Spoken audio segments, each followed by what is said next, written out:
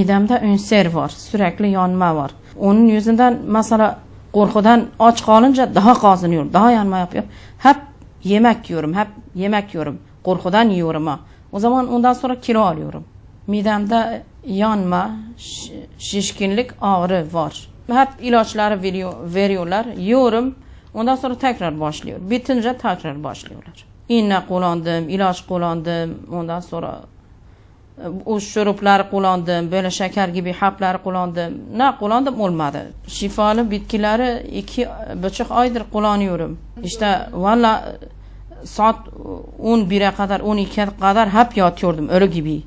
Hep yorgun, hep şey. Şimdi saat 6'da 5'te kalkıyorum. Gidiyorum parka dolaşıyorum. Ondan sonra işimi yapıyorum. Ne işim varsa gidiyorum işimi yapıyorum. Yürüyüş yapıyorum. 1 saat, 2 saat, yarım saat ne olursa.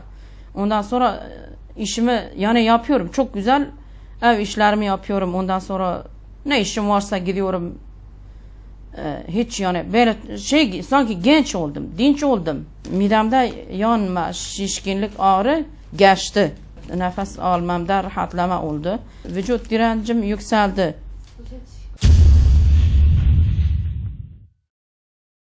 Ondan sonra yani kendimi çok dinç, güzel, kendimi seviyorum.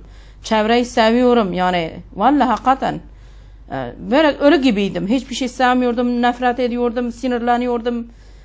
Yani ölmek istiyordum hep. Çok iyiyim çok şükür. Hocama çok teşekkür ediyorum. Elinden öpeyim.